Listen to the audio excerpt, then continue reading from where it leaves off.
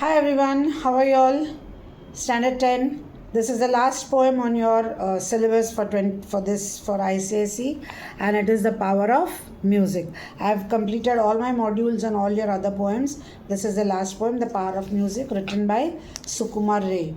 Now, as far as you are concerned, you just need to understand that this poem about the poet, he lived from 1887 to 1923, and it has been taken, please underline, it's taken from Abol Tabol, the weird and the absurd, and the original text in Bengali is Ganer Ganto. You must remember this because you can use this for your answers when you are writing out your answers. So let's read. Okay, come. The Power of Music, original Ganer Gunto in Bengali, is a poem from Sukumar Ray's Abol Tabol, The Weird and the Absurd, a collection of nonsense verse, children's poems and rhymes in Bengali, published in 1923. The collection was translated into English by a professor, Sukanta Chaudhary. Now please come to the last word, okay, the last paragraph. Although the power of music is a humorous account of the determined efforts of the irrepressible Bhishma Lochan Sharma to entertain those around him with his tuneless singing despite the frantic pleas and protests. Okay, now come to the second paragraph. Although not many realized it at time of its publication, many poems in Abul Tabul contain skillfully hidden criticism and satire of the state of society and the administration of the early 20th century colonial India, Bengal in particular. Ray managed to embed implicit meanings of a subversive nature in his nonsense rhymes for children, a clever way of escaping the rigorous censorship of the press by the British administration of India at that time. We need to remember this. The reason why I read it last was because this part of the introduction to the poet is what you can use when you are giving your particular answers. When you are answering your reference to context answers, please learn this by heart. Remember these points so that you can write your answers referring to them. Okay, that it is a satire. You can underline that it is definitely a satire, that he has skillfully hidden criticism, and it is a satire in many ways to escape the rigorous censorship of the press by British administration in India at that time. So you can underline that. Okay, so you can use that for any of your answers. Now let's read the poem. It's a humorous poem. When summer comes, we hear the hums. Bhishma Lochan Sharma. You catch his train on hill and plain from Delhi down to Burma. He sings as though he staked his life. He sings as though he is hell-bent. The people dazed retire amazed, although they know it's well meant. They're trampled in the panic rout or languish pale and sickly and plead, my friend, we near our end. Oh, stop your singing quickly. The bullock carts are overturned and the horses line the roadside. But Bhishma Lochan, unconcerned, goes booming out his broomside. The wretched broods resent the blare the hour they hear it sounded. They whine and stare with feet in air, or wonder quite confounded. The fishes dive below the lake in frantic search for silence. The very trees collapse and shake. You hear the crash of millions. A mile hence, and in the sky the featured fly turn turtle while they are winging. Again we cry, we are going to die. Oh, won't you stop your singing? But Bhishma soared beyond our reach, however we plead and grumble. The welkin weeps to hear his screech, and mighty mansions stumble. But now there comes a billy goat, a most sagacious fellow. He downs his horse and charges straight with bellow answering bellow. The strains of the song are tossed and whirled by blast of brutal violence, and Bhishma Lochan grants the world the golden gift of silence. Okay, so that much for the poem. I'm sure you've understood most of the poem because it's very simple and it is hilarious. Now, before I start with a detailed explanation, so you understood the setting, children. The setting is right from Delhi, means from the northern plains right up to Burma, that is up to Myanmar, to the far east. We are going ekdam towards the east of India, even beyond India. So we are crossing that entire northern plain, reaching the east and beyond. He's a Bengali poet, so obviously he'll go up to Bengal. Okay, so Bengal is in the east, right? So he's gone even beyond that. He's gone up to Burma, that is up to Myanmar. Okay. Now, before we start anything, I want to tell you all setting I've told you. I want to give you all the alliterations. I just want to draw your attention. You can quickly underline all the alliterations. I'll go line by line, so it's easy for you and it doesn't disturb us when I'm doing the explanation of the poem. Okay. So we begin with the first line. Keep your books open, your pens in your hand, and just start underlining all the alliterations. They're very easy. Being in standard 10, it's very easy. So first one is WW, HH. Then again, he is hellbent, HH. Then we come to the last line, FFF. FF is feathered fly, TT, again WW. So FFTT WW. Then SS, WW, MM, BB, SS, BB, GGG. Okay, so you got all the alliterations, very easy. I've done it line by line. So now let's start with the explanation. Okay, when summer comes, we hear the hums, Bhishma Lochan Sharma. You catch his train on a hill and plane from Delhi down to Burma. So what is that? That is the exposition of the poem. So we get an introduction to the protagonist, means to Bhishma Lochan Sharma, and he is good. We are introduced to the main character. Please remember, this is in the first person narrative, in the sense that the narrator is omnipresent. The narrator is present everywhere, and he is talking about a person called Bhishma Lochan Sharma whom he is seeing. Okay, it is a first person narrative. So, hums means singing with your lips closed, and strain is musical notes on an instrument. Okay, he sings, so we are introduced to the setting and to the character. He sings as though he staked his life, and he sings as though he's hell-bent. Staked his life means as if he's bettered his entire life on that one song of his, and he sings as if he's hell-bent, in the sense he's determined to achieve something at all costs. When you're hell-bent on something, it means you're determined to achieve whatever you have decided at any cost. Okay, so hell-bent. The people dazed means they are confused. The people are absolutely confused. They don't know what's happening. They retire amazed, although they know it's well meant. They are trampled and in panic rout or languish, pale and sickly. So now what happens? The people are confused and they just retire. They don't say anything. They just go away. It is as if they are trampled in the panic rout. Panic rout is a chaotic situation. So what does that mean over here? What is a chaotic situation over here? That when Bhishma starts singing, or when Bhishma Lochan starts singing, at that time the people, there is a total chaos created. It's a chaotic situation, and in that chaotic situation, now when there is a chaos somewhere, you think about a stampede. So if there is a stampede, then people are trampled upon, so people are stamped upon. So it is like as if his singing or his humming has created such a situation, has created a chaotic situation in which all the people are trampled upon and they are stamped upon. Okay, so meaning of trampled is stamped upon and crushed. Meaning of languish is forced to suffer something unpleasant. And rout, of course, is chaotic situation. And they plead, my friend, we are near our end. Oh, stop your singing quickly. So they are telling him that please stop your singing. Okay, before I forget. They are trampled and in a panic rout or languish, pale and sickly. Here the poet has used a hyperbole. You know what's a hyperbole, right? We used to say that in school, very funnily when I had a teacher who used to teach us, and a teacher taught us to say, hyperbole, kaitari bole. So that's an easy way of remembering. Hyperbole, kaitari bole means you just talk anything. Okay, so this is that, kaitari bole. So hyperbole. So what is he saying? That his singing has created a chaotic situation. So the hyperbole over here is they are trampled up to panic rout. That is the hyperbole. Exaggeration. Something that is greatly exaggerated is a hyperbole.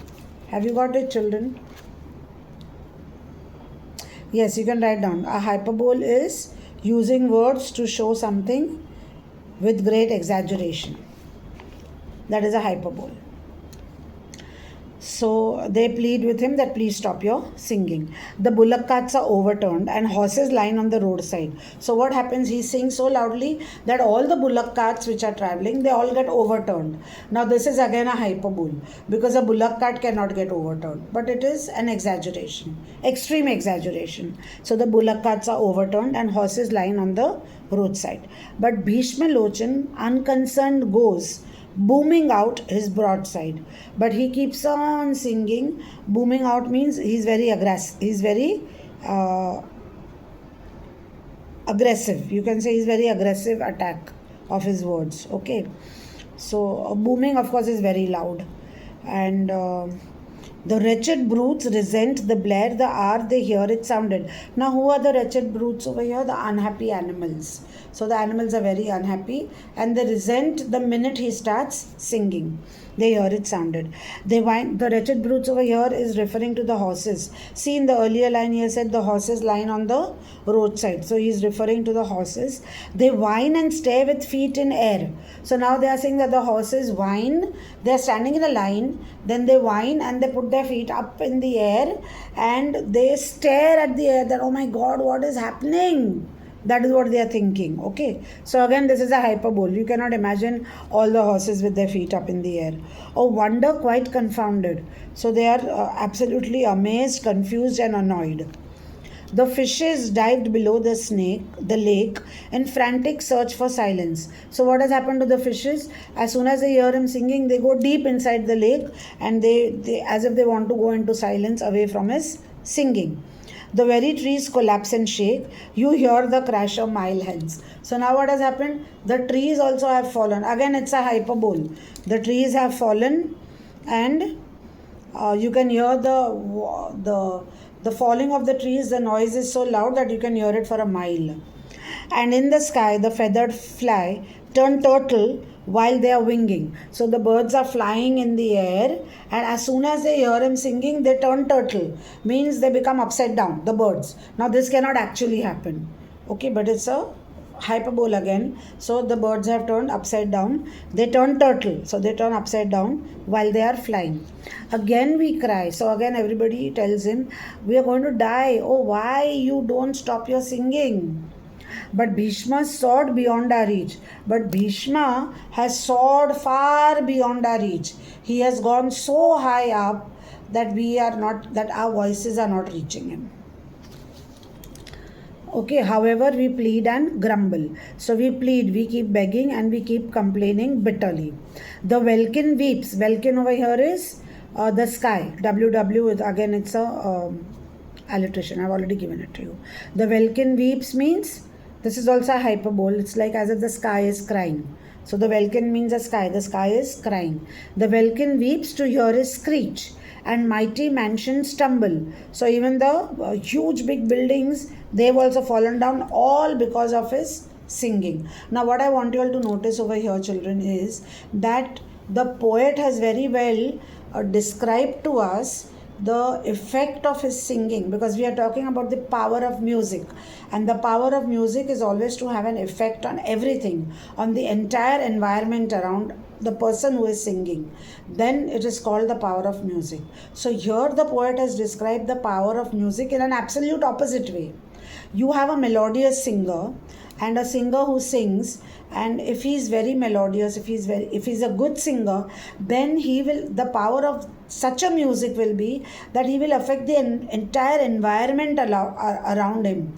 The entire environment will become peaceful. People will want to hear to his voice, and people will appreciate it. Like for example, when you talk about, you must have heard about Bhagwan Krishna, Lord Krishna, that when he played the flute and all, what used to happen? People used to listen absolutely enchanted. Not only the people, but in the Srimad Bhagavatam we have a description which tells us that not only the people, but even the cows and even the deers, even they all were just listening to him with their ears high up.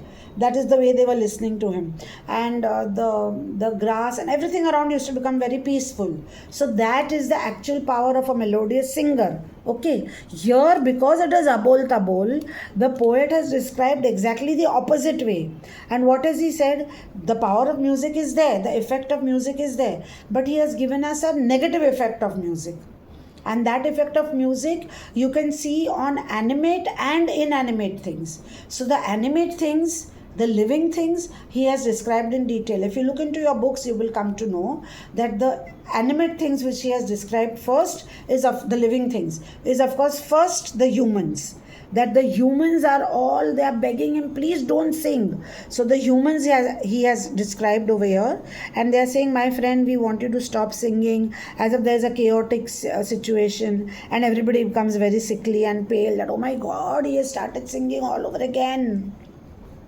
Okay, then what happens to the animals? He is described about the animals. First of all, he tells us about the bullock carts, that the bullock carts have turned upside down. Then he talks about the horses, that the horses have become, they are also amazed and they are also confused. So he's talking about animals. Then he talks about the sea creatures. The sea creatures means the fishes. So the fishes are, they dive into the lake. The fishes are so, they want to get away from his irritating voice that they dive into the lake. So he talks about the sea creatures, again living things. Then he talks about the sky. In the sky, the feathered fly. So he's talking about the birds in the sky, and they turn turtle, means they turn upside down. So again he has described the living things in the air. So we have living things on land, living things in water, living things in the air. So all the living things are described. He has described the effect of that music on the trees, means on the trees are of course living, no doubt, but they cannot move, they cannot walk. So what do? They fall down because of his voice. Okay, so they crash. That is how everything. So he has described how everything is affected. The entire environment is affected because of his singing. Okay. Then the inanimate thing. What is the inanimate thing that he has described over here? The poet has described the sky. The sky is not a, I don't know if it's living or non-living, but I think it's inanimate. So the sky weeps. Okay. And then the mighty mansions stumble. That is also inanimate. So these are also objects. So the mighty mansions also fall down. So we have an entire description over here of his effect of singing on living and on the non-living things. Have you understood the poem so far? This paragraph is clearly understood, I hope, how the effect of music is shown on everything. Let's continue. But now there comes a billy goat, a most sagacious fellow. Sagacious is wise. So there comes a billy goat, and he is very wise. He downs his horn and charges straight, with bellow answering bellow. So this billy goat is very wise. And what does he do? He thinks for himself that the only way to be able to attack this, to stop this goat, to stop this Bhishma Lochan Sharma from singing is by attacking him. Just the way he is attacking us, let us also attack him. So what does he do? He downs his horns and he charges straight, with bellow answering bellow. And the strains of the song are tossed and whirled by a blast of brutal violence. So now that is violence, no? When the billy goat puts his head down and the goat attacks that way. So the goat is attacking him, and attacking him in such a way that he throws him up in the air. As soon as he goes up in the air, he stops singing automatically, isn't it? So that is but brutal violence. He had to be brutal. There had to be brutal violence, that means cruel violence, to make him stop. And Bhishma Lochan grants the world the golden gift of silence. And with that, everybody becomes very, very silent. So we get the golden gift of silence. Okay, so that much for the poem. I hope you've understood. It's a humorous poem, no doubt about it, that it's a humorous piece. Okay, now let's discuss setting. I've already told you that it is set from where to where. We come to the title. Do you think that this is an apt title, especially to say the power of music? Is it an apt thing? Because the power of music as we know it is something, music is something which is very divine. Music is something which can stir your soul. Music is something which can give you a lot of peace. All these qualities are in music. It is very divine, it gives you a lot of peace, it gives you something which can stir your soul. So do you think that this is an apt title? Supposing you're asked to discuss, how would you discuss it? Well, you can say that you can begin your answer by saying that music is something which stirs the soul. But whatever we have learned about music or we understand about music is that it is divine but music is powerful. So here also he has described that the music is very powerful, but he has described the power of music in a negative manner. Okay, so I would not, so it is like, as if the power is there, it is stirring the souls, but it is making everybody very unhappy. At the same time, it is making the reader very hilarious. Like we feel like laughing that, my God, what is he saying? I mean, the birds are turning upside down, the chariots are going upside down. I mean, so it becomes hilarious for the reader. At the same time, he is describing a negative effect of the music on the living and non-living things. So it is an apt title. Moreover, it is apt because it is in the collection of Abol Tabol, means the weird and the absurd, and it was a collection for children. It was a collection of nonsensical verses for children to make children laugh. That is the reason this was introduced. This type of poems were there at that time, and so it is according to its genre. So it is in Abol Tabol, it is about the weird and the absurd things. So this is very weird and very absurd, something which is beyond belief. Okay. So therefore the title is apt, that it is the power of music. So when you are writing about the title, you have to give a few examples and then you have to say this. Okay. So if you want, you can take down a few points about the title. I've got them for you written. Just take down points and make your own sentences. It's apt because it depicts the power of music in a humorous manner. And it is apt because it is in conformity with its genre. The genre here is a collection of nonsense verses by Abol Tabol in Bengali. Okay, from the main book. And what is the main book called? The original was called as Ganer Ganto. Ganer Ganto means Ganer Ganto is the original Bengali poem taken from Abol Tabol and the weird and the absurd, and in English we call it as the power of music. It has been translated. So the character of Bhishma Lochan Sharma has been used to describe the exact opposite effect of music on people. So the exact opposite effect of a melodious singer would have on people and the things around it and the environment. He has a harsh, loud, irritating voice. He has a harsh, loud, irritating voice which makes bullock carts turn over, horses raise their legs in protest, fishes dive deep into the sea, into the water, in search of peace, birds lose control. Birds lose control of their wings.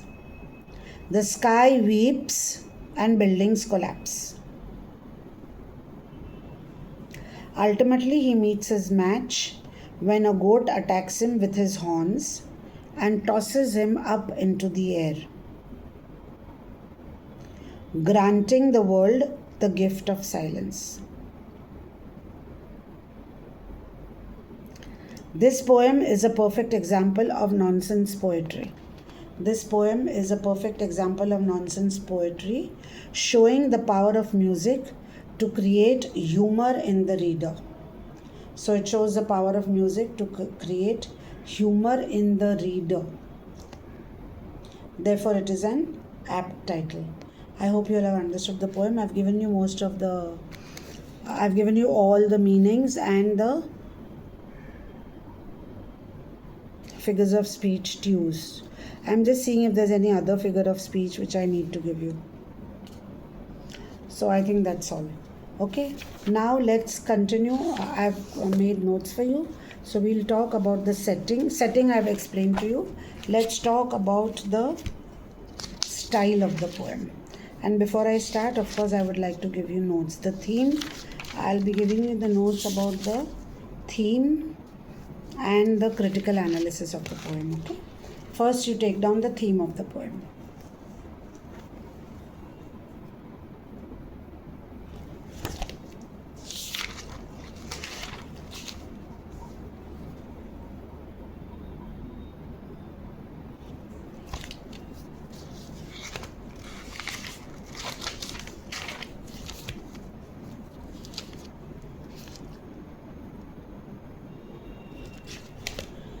Okay, so let's read.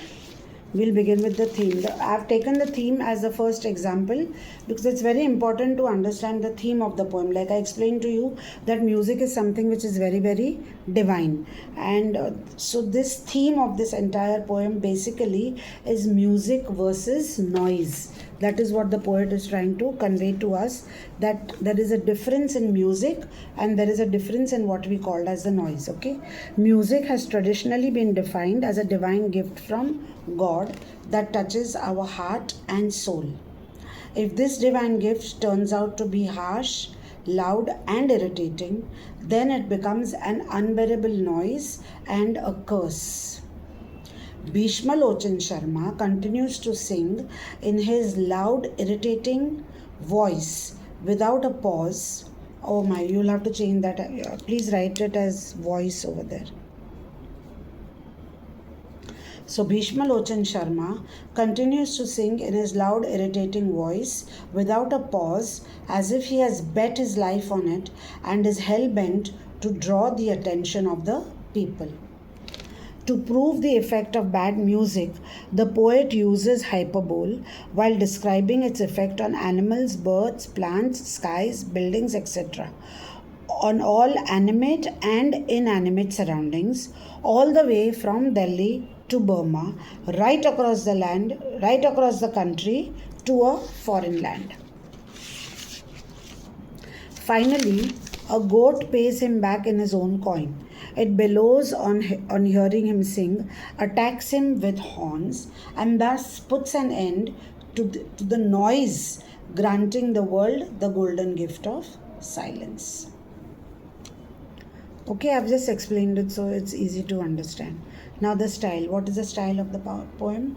The poem, of course, first of all, you have to say the poem, The Power of Music, is an English translation by, if you want, you can add that so that you can remember it, of the Bengali poem Ganer Ganto, which was a part of Sukumar Ray's Abol Tabol.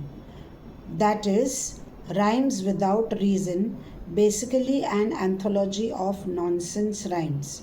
I hope you got this point clearly. It is the Bengali poem. So the Bengali name of this poem, The Power of Music, is Ganer Ganto. And this Ganer Ganto is a part of Abol Tabol.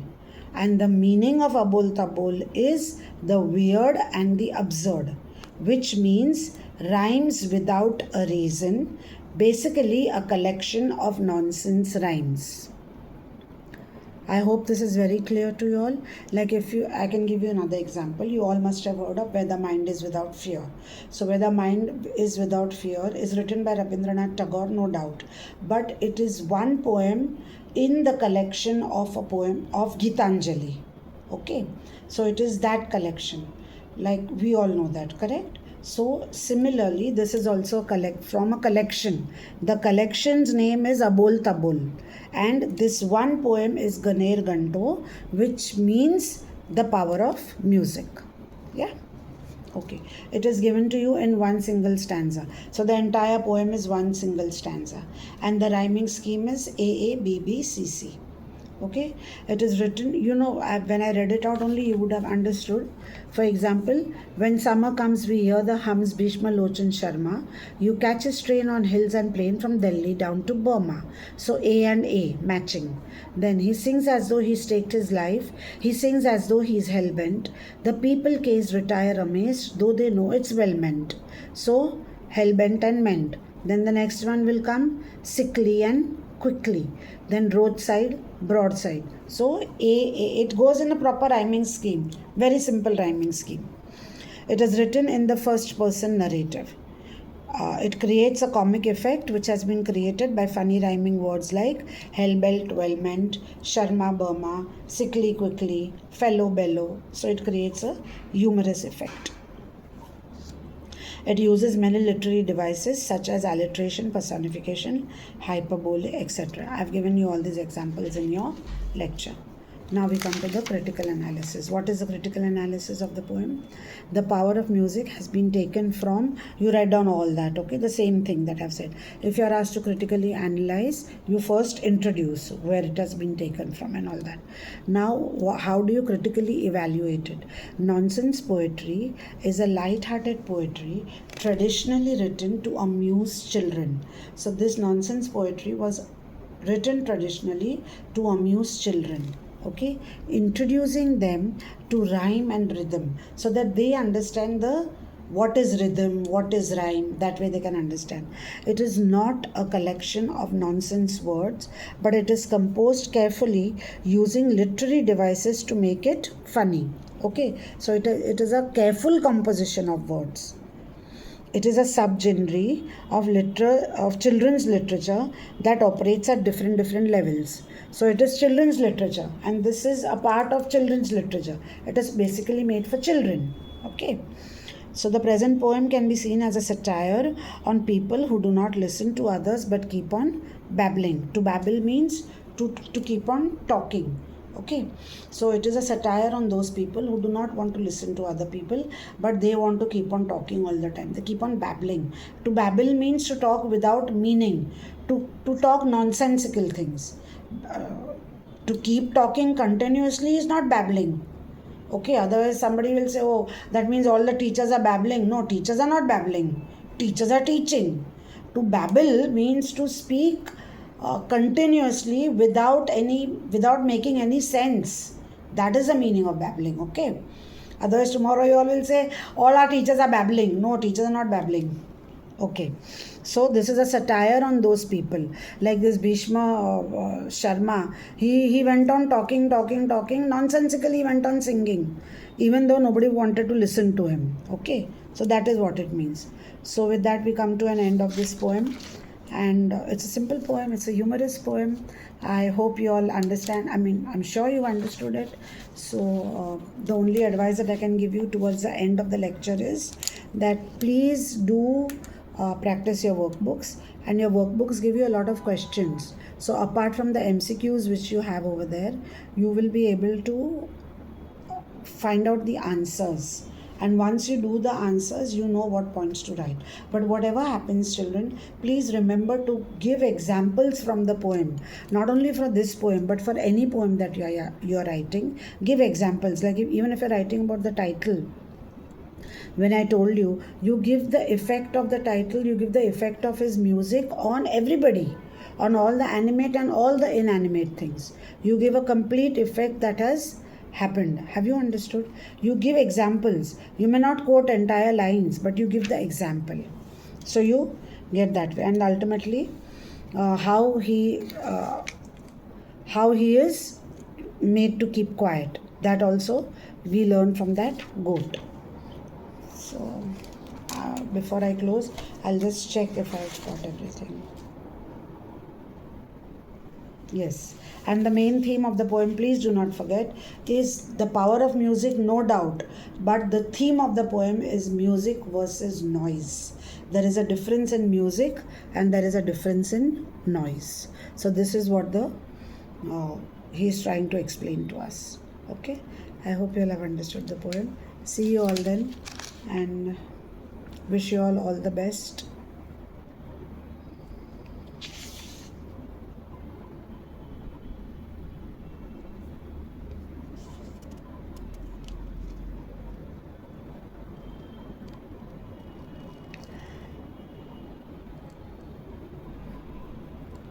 Okay, now before there is one thing that's what I was looking for. You can also use this hyperbole which I've given you. Turn to your books. They whine and stare with their feet in air. This can also be used as a personification. Okay, please mark over there, because here the horses have been personified, that they wonder. Okay, there is a wondering of that. So this can also be used as a personification.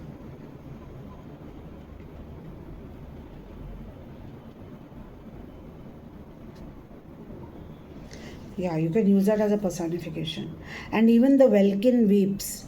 The welkin weeps means the sky has been personified, as if the sky is crying. So the quality of crying is given to the sky. So there is a personification over there also.